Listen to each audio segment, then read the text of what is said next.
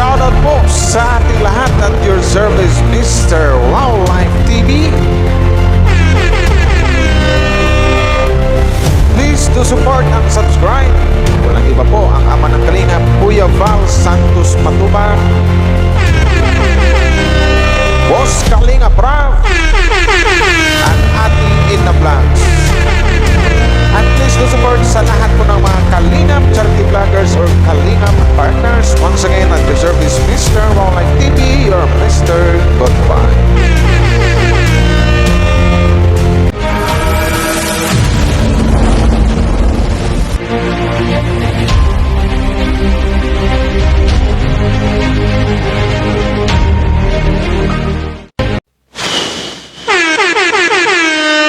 Shoutout sa lahat ng buong Team Kalingap. Hello po.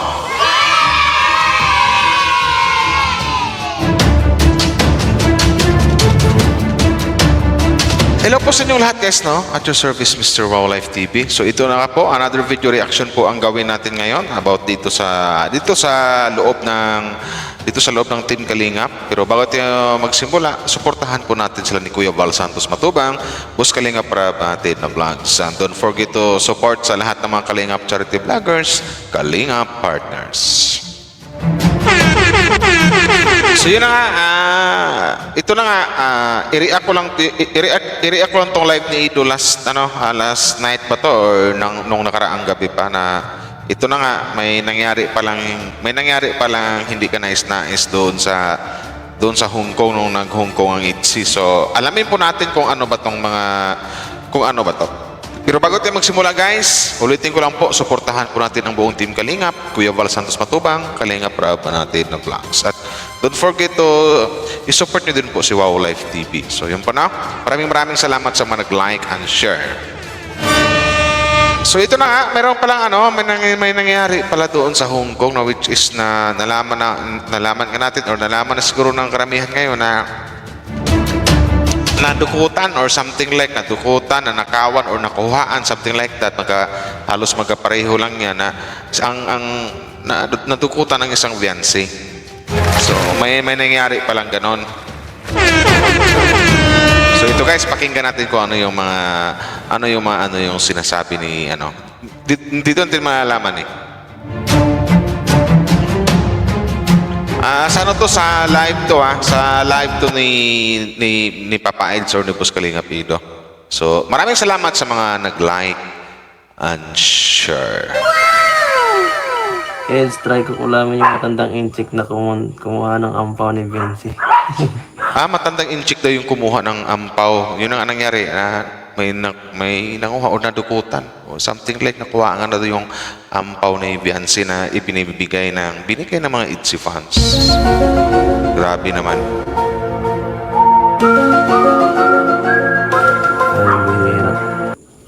Ayos lang yan guys. Mukhang kaunti lang nakuha niya. Baka may karma din yun. Oo naman, lahat ng mga masasamang ginawa may karma talaga. May karma naghihintay niyan. Hindi na nawa sa bata Itong incheck na to, ikaw wala ka patawad, pati bata, kuha mo ampaw, Biansi ha? Dapat hindi ganun gawa, bad, magalit sa'yo si Diyos. Sabi ko sa'yo, nako. May karma din ang mga ganun. Shout out kay Kalingap Topper. Ganda ng lighting. Salamat po. Yan ang pinagkukunan ta.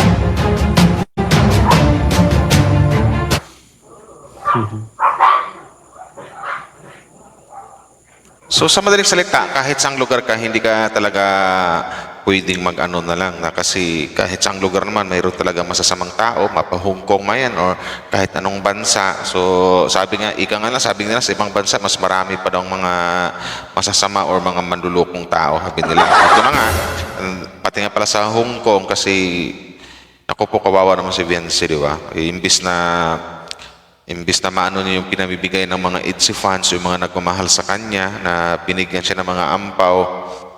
Pero sa masamang balita nga guys, something like nakuha or ninakaw, natukutan, something like that. Kasi magkapareho lang At hindi napansin yun. kuha mo ang accent ng sinira ng imahe ng Hong Kong. Grabe talagang Chinese, ano talaga, no? Ano, parang Hong Kong, tawag dito, taga Hong Kong talagang gumawa. Ang bihira, nakakaano. Grabe. Kala ko mga walang pakialaman dun eh. Akala mo, nadali ka sa akala mo lang yung Papa Edge. Mas matindi pa pala doon, Papa Edge. Mas matindi, Papa Edge. Mas matindi pa pala sa Hong Kong. Grabe, di ko naasahan. Di ko naman napansin kasi ano eh. Ibang klase sila. Hirap pansinin. Parang mabibilis yung mga kamay Papa Edge. Kung nakita ko yun, ano ko yun eh. Nasakal ko yun. Nasakal ko yun.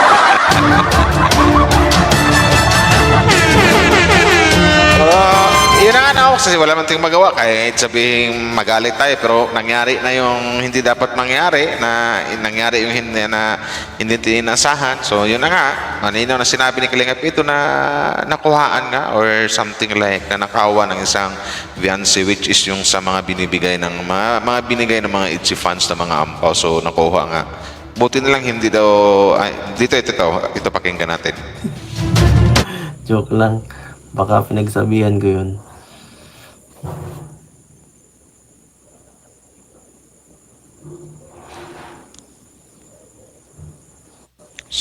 Buti nga hindi nasama yung passport talaga. O di ba? Buti na lang kamo hindi nasama yung passport. Kasi pag nagkataon nasama ang passport baka malaki problema yun kasi nasa Hong Kong sila, di ba? Marami pang asikasuhin sila ni Papa Edge noon, sila ni Kalingap Rap, Kuya Val, di ba? Shout out po kay Imelda Ganir. Ma'am Imelda, shout out po. Ma'am Teski Paulines, shout out po. So, karma na lang ang bahala doon sa taong gumawa ng gano'n. So, yun na nga guys, ang balita dito na yun na nga, na nakawan nga or na nakupitan, something like that ang isang fiancé natin, ang kanyang wifey, nawala yung mga binigay na ampaw na binigay ng mga itchy fans. So, yun na nga, kumbaga ano na lang yun, kumbaga lesson learn na lang siguro na kahit nasa ibang bansa ka na dapat pag-ingatan talaga ang mga gamit or yung mga ganyan. So, hindi na maano yun kasi yun na nangyari na hindi nasahan, nanakawan ng isang fiancé. So, ano na lang, next time kung saan mapadpad, Papa Hong Kong man, Singapore, o kahit saang lupalot ng daigdig na ingatan po natin ang ating mga gamit kasi yun na nga, sayang, nakapanghinayang lang kasi ano yun galing sa mga itchy fans, di ba? Or yun na lang, napunta sa mga masasamang tao, nadukot, ninakaw, dinukot, or kinuha, something like that. So, dito naman, puntahan naman natin yung about dito sa mga bashers. Dito sa mga bashers ni Papa Edge, pakinggan nga natin dito kasi mayroon dito sinasabi si Papa Edge, di ba? Pakinggan natin, Wala guys. ka tinatapakan tao, yun ang mahalaga. Ay, wait, ano natin? Oo, tama. Saan pa yung banda? Oo, tama. At long as wala ka tinatapakan tao, yun ang mahalaga. Yes po naman. Wala. Patuloy lang tayo dito sa ating Yung mga basher na kung ano pinagsasabi. Mga yan, mga maraming time sa buhay, para magsaliksik at kung ano. Yes, sa inyong mga nambabasa sa inyo Papa Edge, madali silang anuhin Papa Edge eh. Yun yung mga tipong taong mga tambay lang. Yung tipong walang ginagawa sa buhay. Yung mga ganon. Na ang gawa nila araw, mangbash ng mangbash, mangpuna ng papuna, manghusga ng manghusga, magawa-gawa ng kwento. Ganyan yung mga ugali ng mga lintik na bashers. Pahala sila guys kung anong gusto nila, wala. Okay lang. Ako wala akong nababasa eh. Na kasi hindi ko naman pinag-aanohan yan. Hindi ako About naman sa mga bashers, pagdating kay Papa Edge, Hindi na po ano kumbaga hindi na timo problema sa bashers. Wag niyo wag niyo problemahin na ang isang Kalingap Ido or ang isang Papa Aids or Happy ni Viancy ay maraming bashers. Kasi unang-una ko, naiintindihan na yan ni Kalingap Ido or something like na something na sanay na siya. Kasi pag sinabing content creator ka, vlogger ka, so asahan mo na yan na marami kang bashers. Ngayong sikat. Plus, sikat pa sila. Boom na boom yung pangalan nila. So, alam ni Kalingap Ido na sikat kami, pero ando na yung maraming fans, maraming supporters, may mga sponsors, pero aminin man o hindi, tanggapin man natin o hindi, ayaw ko man o hindi, or sabi Papa Eds, talagang mayroon at mayroong mga bashers talaga. Yun yan. Kaya pagdating kay Kalingap Ido, hindi niya pinapansin, di ba? Hindi niya binabasa. Kasi alam niyo, wala naman siyang mamapala dyan eh. Ikong magpatol siya sa mga bashers eh. Kasi ang bashers kasi guys, kahit anong explanation mo dyan, kahit anong paliwanag mo dyan sa mga lintik na tao na yan, hindi makikinig yan. Basher is always a bashers. Kahit anong explain mo dyan, hindi ka pakinggan yan. Araw-arawin ka pa, i-bash ka pa ng i-bash niyan.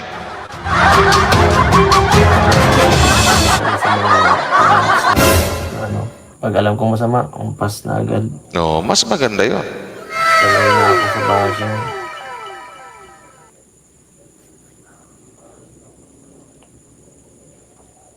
Saka hindi pwede naman di tayo marami tayong normal ang magkaroon ng mga kakilala. Yes, para totoo. naman tayong di niyan. Para naman tayong loner niyan. Tama. Kaya nga tayo lalo na't sikat, syempre, pag sikat, maraming kaibigan at maraming humahanga. Maraming gusto makisawsaw. Yes, tama. Walang na mas maraming taong nakahalubilo sa taong sikat. Yes. Tama yung sinabi ni Boss Kalingap Ido. Pag sikat ka, pag mga taong sikat talaga, marami kang gustong makita, maraming gusto kang makausap, maraming gustong makihalubilo or makisawsaw sa kasikatan mo, maraming gustong lalapit sa iyo, something like that, kasi sikat ka. Sikat yung pangalan. Pero yun na nga din. Pag sikat ka, ihanda mo na rin sarili mo na marami ding mangbaba sa'yo. Kahit wala kang ginawang masama, wala kang ginawang kalukon, something like that, napakabuti ng mga vlog mo, napakaganda ng mga vlog mo, wala kang tinatapakang tao, mayroon at mayroon ka pa ding mga bashers. So, ang problema naman kasi dito na nagkaroon minsan ng may stress or mawala ng gana ng isang Kalingap Ido, ito hindi ko sinabi ni Kalingap Ido, galit to sa akin kasi naramdaman ko paminsan-minsan sa Kalingap Ido na parang nangihina, something like that. Hindi lang dahil sa mga bashers. Doon sa ibang fans na mga nag-overthink or mga overthinker na buong akala niya fans, solid idsi, pero yun pala hindi. Na nagkaroon na ng kunting issue, ito ganyan, o yun sumabog na dito ka pala, etc. Ang dami ng sinasabing hindi kaya-aya sa isang Kalingap Ido. So, yun. Madaming gusto maki-extra. O yun, tama. Taong sikat. Madaming gusto maki-extra. Tandaan, alam niyo po yung ganun, di ba? Daming gustong kumuha ng atensyon kapag sikat. Totoo. Kaya ganun talaga. Normal lang po yung bashing. Kaya di ba? Naintindihan ni Kalingap Ido na sabi, normal lang yung bashing o normal lang yung magkakaroon ka ng bashers. Kasi uulitin ko lang guys. Kasi lagi kong sinasabi to, pag wala kang bashers, hindi ka sikat. Pag walang nang babash sa'yo, hindi ka sikat. Pero pag dito sa Sokmed kasi, social media, pag sabihin mo, ang dami kong fans, ang daming nagmamahal sa akin, ang daming nagsusuporta sa akin. Pero, ulitin ko, ihanda mo rin sarili mo. Marami ka ring bashers. At, gaya ng sinabi ni Kalingap Ido, normal na yon. Kasi, aminin man nila o hindi, aminin man natin o hindi, sikat talaga ang idsi ngayon. Matunog ang kanilang pangalan ngayon, boom ang kanilang pangalan ngayon. Ido at saka Viancy. Maraming nagmamahal. Diba? Maraming kinikilig, di malamang marami ding bashers itong mga batang to. Saan nyo na lang po.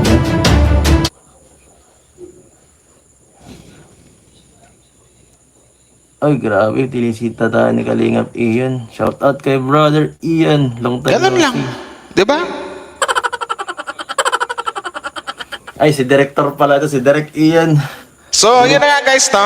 Yun na nga, may sinabi pa si Kalingap Ido na doon sa mga bashers, sabi nga ni Kalingap Ido, wag nyo nang basahin kung ano may yung mga pambabash. Mas maganda pang magbasa na lang ng Bible.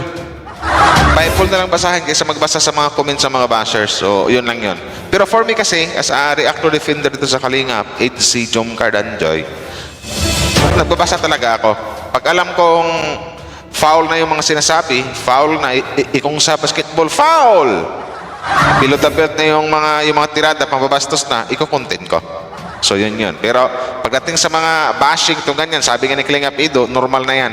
Kasi sikat, matunog ang pangalan.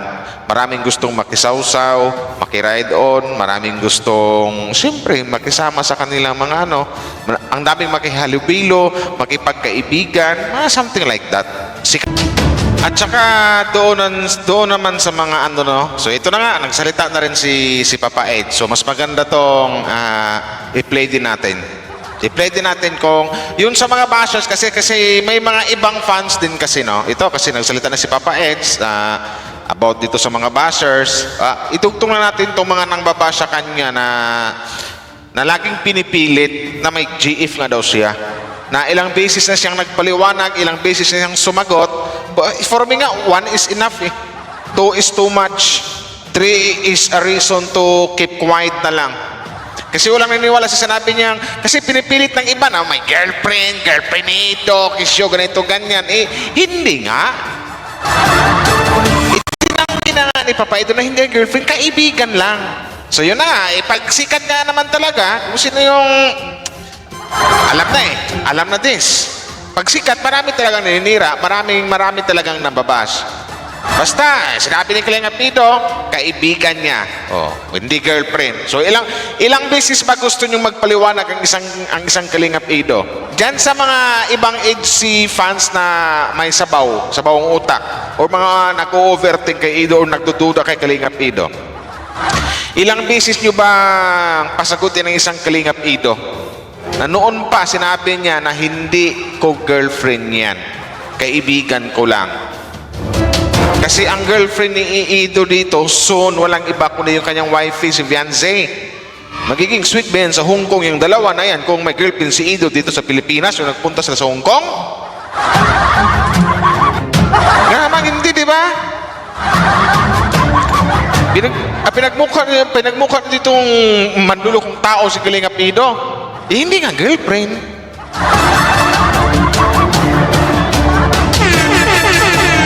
Sinagot na ni Papa H, di ba? I-play natin. I-play natin ulit.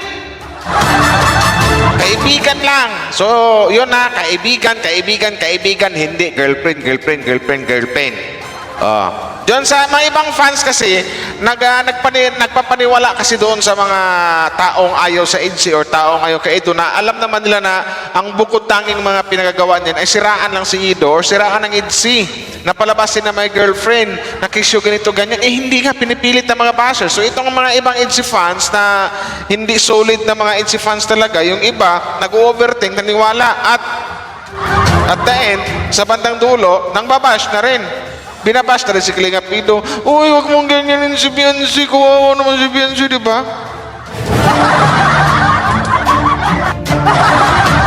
My God. So yun na. Ito, nagsalita uli ang isang Papa Edo. Hindi niya girlfriend.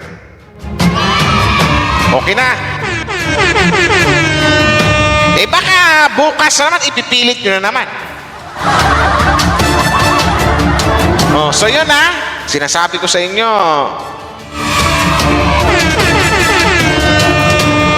babash! Talaga!